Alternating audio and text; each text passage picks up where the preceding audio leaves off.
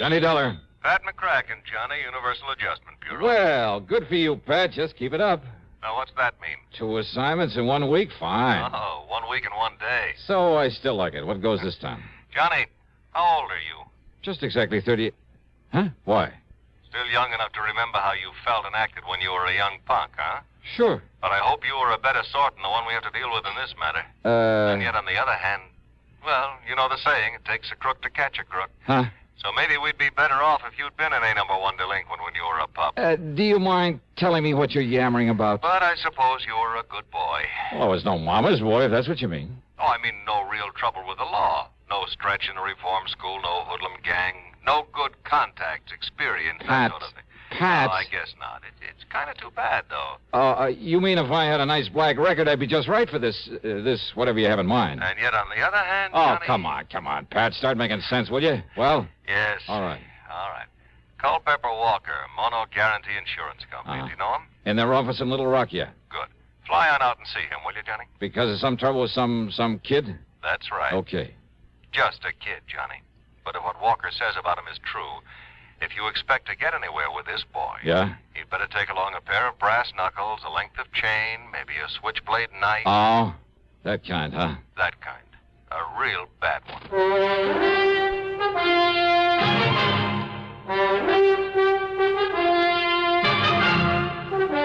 CBS Radio brings you Bob Bailey in the exciting adventures of the man with the action-packed expense account, America's fabulous freelance insurance investigator. Yours truly, Johnny Dollar.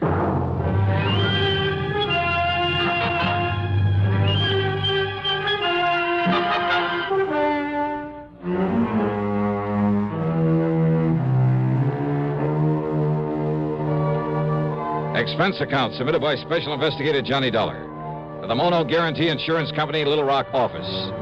Following is an account of expenses incurred during my investigation of the Bad One matter.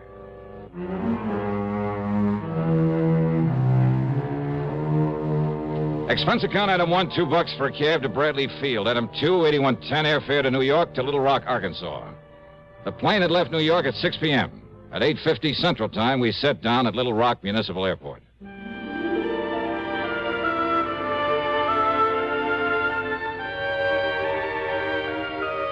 There have been a lot of changes since the year 1772 when a guy named Bernard de la Harpe stopped here and tagged the place after an outcropping of rock on the south bank of the Arkansas River.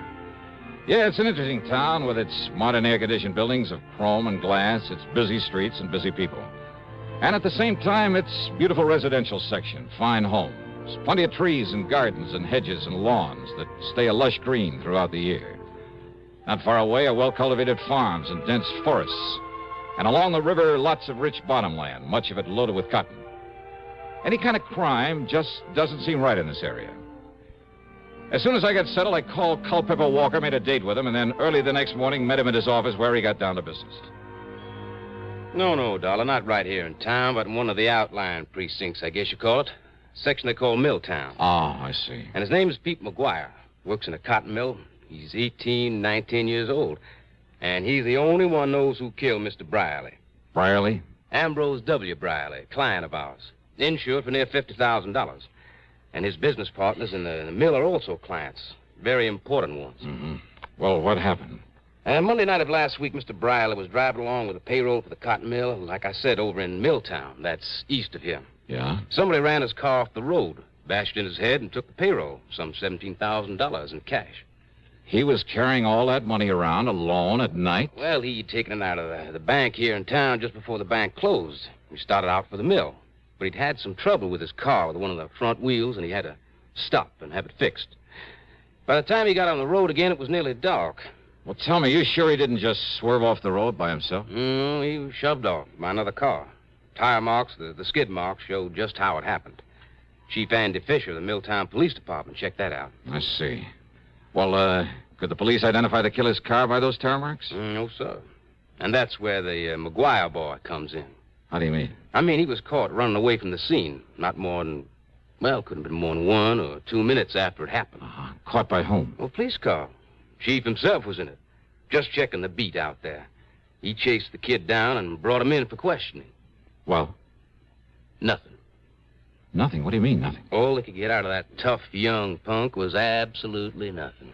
Well, then, what am I supposed to do if the police haven't been able to get anything out of him? Well, you could try, can't you? But it's a matter for the police. If it wasn't for Mr. Bryley's partners. Now, what do they got to do with it? Their insurance. Insurance on the cotton mill. Thousands of dollars in premiums every year. So? Well, I can't afford to lose a dollar. Well, so why and should they're the ones, his partners, who insisted that I get you out here to investigate. Oh. Yes, sir. Mr. Dollar? Johnny? Okay, Culpepper. I'll see what I can do. Item 3, $50 deposit on a rental car, and I drove over to Milltown, to the one-room police headquarters in the city hall. Yes, sir, Miss Johnny. I was right there at the scene of the murder in my prowl car, right after it happened. Oh? How come, Chief? Man at the bank had told me about Mr. Bryley's car trouble. Getting dark, light rain falling, and Mr. Bryley toting all that money. Well, I thought I'd better make sure he'd gotten to the mill all right, so I started out that way. But what happens? All right, what happens? I got there to Spring Road crossing, and there's his car in the ditch, and another car towing away up the road. Oh? And this young Pete McGuire trying to get his motorcycle started and get away from there. Kind of he seen me arriving on the scene. So when I found Mr. Bryley's dying there in his car, I grabbed the kid. Yeah, if only I'd have had sense enough to follow up that other car. Now, you're sure this Pete McGuire didn't do it? Well, of course he said he didn't, and that was before he clammed up like now when he won't say anything. And he also asked me, didn't I see that other car that left a couple of minutes before I arrived? Well, Chief, that doesn't prove... And there was another thing, Miss Johnny. You could still see by the tracks how that other car had shoved old Mr. Bryley's car off the road. Doc Hamper come along about that time, and he Could you read those tire marks? No, sir. But Doc and I could still read the tracks from that Pete McGuire cycle. Uh-huh. So he come along after the other car left. All right, I see. But he must have seen who was in that other car, so he knows who did it. Oh, well, now, wait. Oh, that I'm doesn't... sure of it, Miss Johnny, because of what Mr. Bryley said. What he said? When? Well, laying there in his car, dying, thinking the Doc was Pete standing there. And he kept saying over and over. And Peter, you saw it. You tell him, boy. You tell him who did it. You saw it, boy, so you tell him. You tell him. Yes, sir, Miss Johnny. Over and over again, he said it, and then he died. I see. So he knew that Pete McGuire saw who killed him and robbed him. Well, maybe. Of course he did. That no-good kid. Why is he no good, Chief? Why? Well, how should I know why, Mr. Johnny, except that he wouldn't go to school, he was a town bum, his ma never knowed where he was at. The most work he ever done was pushing a pool cue. Oh, well, now, most kids... That boy has been a troublemaker all of his life. 10, 15 times I tried to get him to send him to reform school. Hey, you really don't like him, do you? Nothing but trouble out of him. And I take it he doesn't exactly go for you. Huh? Maybe a cop hater even, huh? Yes, sir. That's right. A cop hater. Just like his old man was. Like his old man taught him before I had to kill him one night in a robbery. Pete's old man? They ought to send this cheap punk up to the pen. But first I got to find out who killed Mr. Bryley. Of course you're holding him, Chief. On what? Material witness, withholding evidence. There must be some way. Oh, with him claiming he's blacked out and don't remember anything? So that Percy Van Ashworthy Tetweiler upstairs... Percy Van who? What? The public defender. Got the judge to release Pete McGuire on his own recognizing or whatever it is. Recognizance. Yes, sir. So McGuire's out and free as a bird. But if he tries to run up before I can get him up before the jury... Oh, Chief, lots of But kids. don't you worry, Mr. Johnny. Everybody on that jury are my friends. So they'll lock him up, all right. Yeah, I see. Be kind of revenge, huh? Because he won't cooperate with you. Now, look, Mr. Or Dollar. maybe just because he's a cop hater. Where'll I find this Percy Van, this public defender? Upstairs in his office. But do you think he could get anything out of that kid?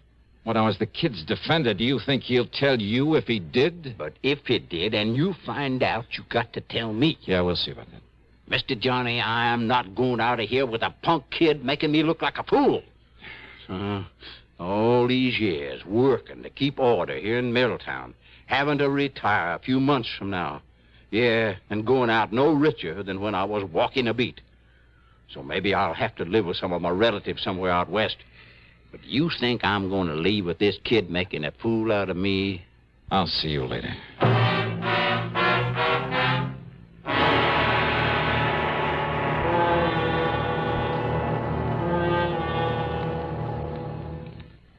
To paraphrase Gilbert and Sullivan, an announcer's lot is not a happy one. Well, not always. Want to know why?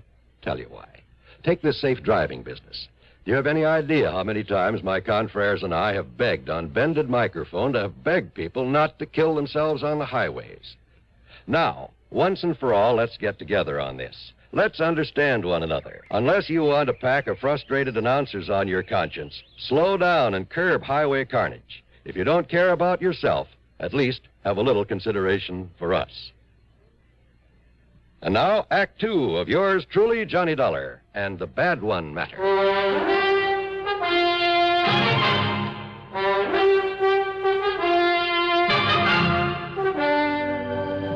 Percy Van Ashworthy Tetweiler was hardly what his name might have implied.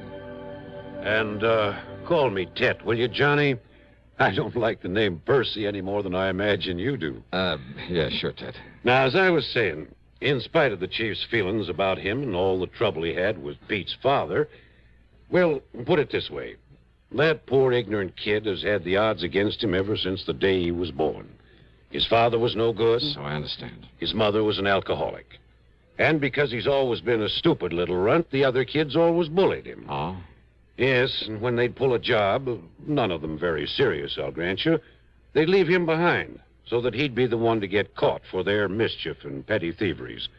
He didn't dare peach on them or they'd beat him up. And the chief never let up on him. So he's hated cops, hated anything that had to do with law and order. Yeah. Which includes you. Yes, I'm afraid so, in spite of my attempts to get close to him. And even you haven't been able to get him to talk. I've tried everything, Johnny. From sugar-coated kindness to the worst threats I could think of. Everything short of Chief Fisher's heavy-handed methods. Oh? You mean the good old third degree, the rubber hose tactics and things like that? Well, of course, the chief denies it. Oh, sure he does. And don't forget, I'm the one who got the judge to let him out on his own recognizance. Why? In the hope he'd open up to me. But to Pete, I'm still the law. Just as much as Chief Fisher and Judge Thurber. Well, weren't you taking a big chance on his running away?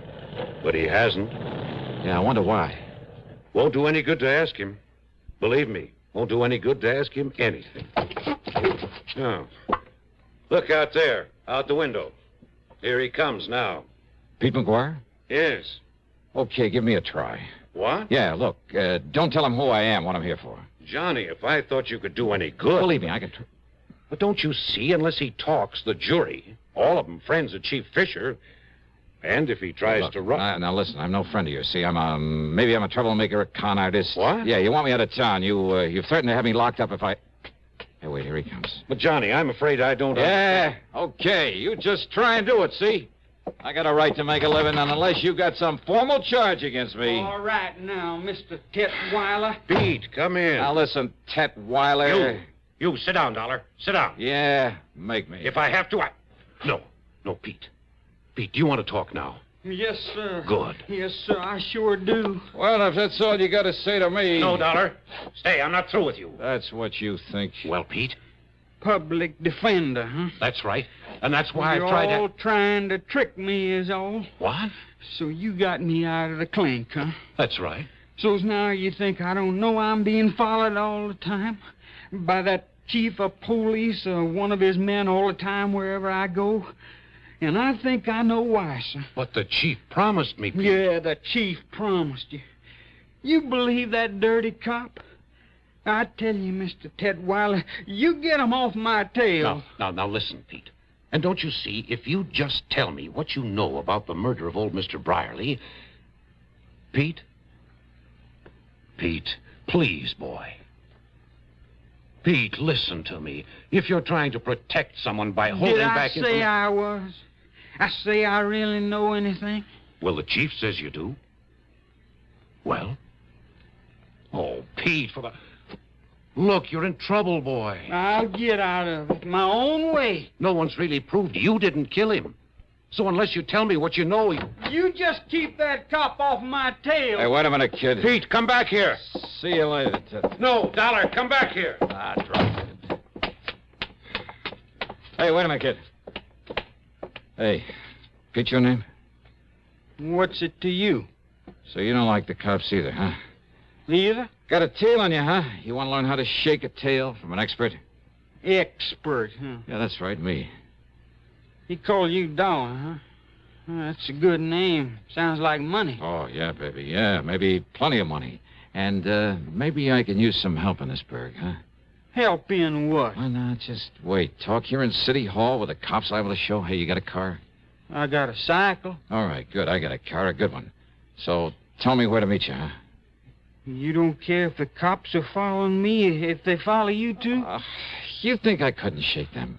Maybe. All right, you head for wherever you want me to meet you, see?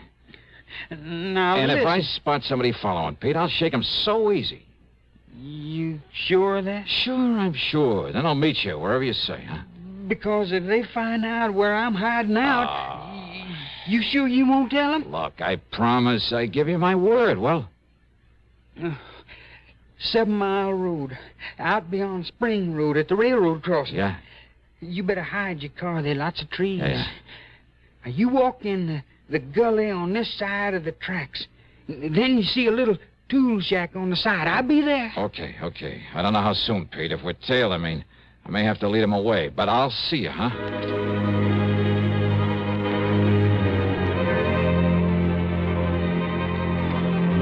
We were tailed, all right. And I could see by whom. And I wondered. To keep him from following Pete, I had to let the boy go on ahead. It was nearly an hour later then by the time I got to the tool shack. And I thought I'd lost the man who was tailing me. There was no padlock and a heavy hasp on the door of the tool shack. So y'all come on in, Mr. Johnny. Johnny? That's right, Johnny Dollar, the big eye. Oh, I see. So they brung you here to try to make me talk, huh? The insurance company, Pete, not the law, not the police. No? No. I know all about you, Mr. Johnny. I long admire you for a long time. I hear that you was coming here. Oh, I hear lots of things, Mr. Johnny. And I hear you coming here. I figure maybe you can... Help you, Pete? But unless I know whatever it is you know about that murder... Maybe I can tell you. Come on, Pete, try. But I couldn't tell the police.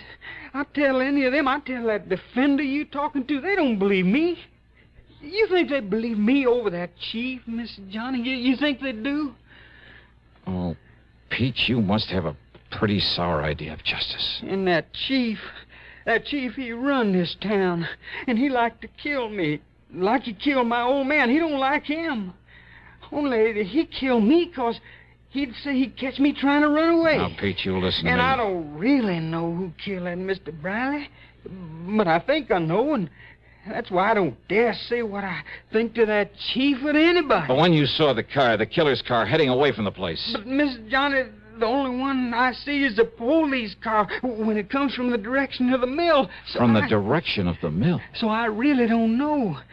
But that chief say I do, and if I try and answer the questions... Oh, wait, they're Pete. trick questions, like that chief trying to make me answer when he come there and see me there. Pete, listen. And I tell you, they only let me loose so they can make me try and run away. Then that chief, he can kill me, and nobody see it's wrong.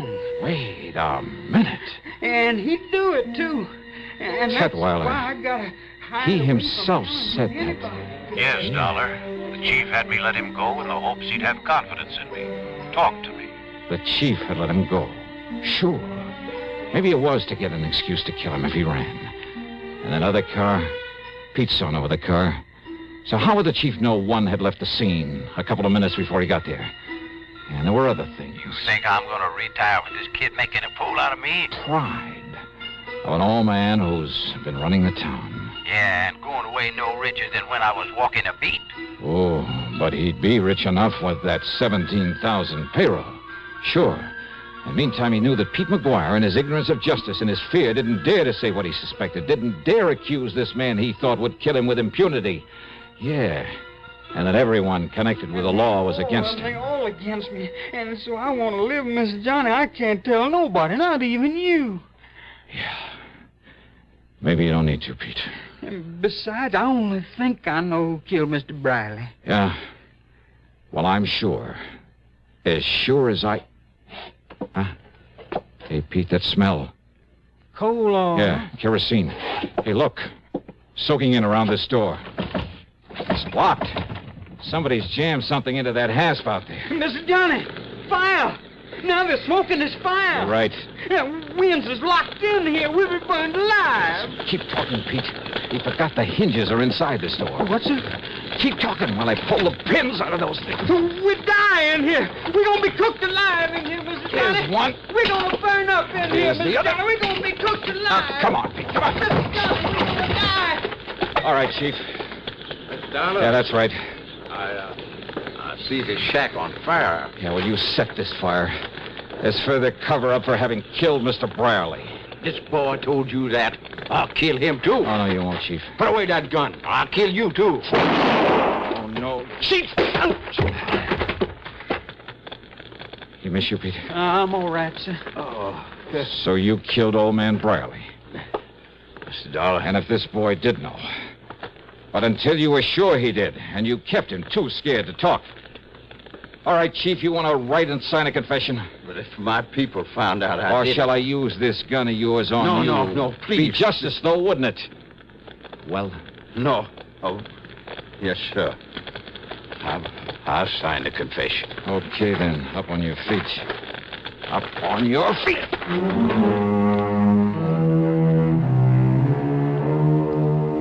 Yeah, pretty smart.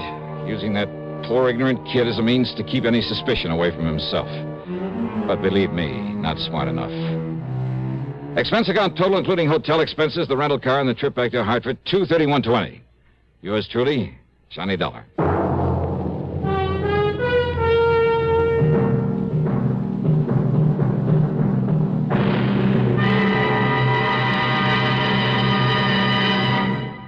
Catching a cold? Well, I guess most everyone knows that the smart thing to do when you feel a cold coming on is to get plenty of rest. But there are some days when no matter how miserable you feel, you just can't stay in bed. And if tomorrow is one of those big days and your cold is complicated by constipation, well, that's when you'll appreciate X-Lax most. You see, X-Lax has the qualities doctors consider most important in a laxative. It's gentle, effective, and close to natural acting. Taken at bedtime, X-Lax won't disturb sleep. It works effectively, overnight, to help you toward your normal regularity. And X-Lax is so close to natural acting, there's no upset or discomfort. So gentle, it's even recommended for children. So, if tomorrow's a big day for you, if you have a cold and need a laxative too, take X-Lax, a laxative with the qualities a doctor would recommend. X-Lax. Now, here is our star to tell you about next week's story. Next week, the double deal matter. And I give you one guess about who comes out at the short end of it. Join us, won't you? Yours truly, Johnny Dollar.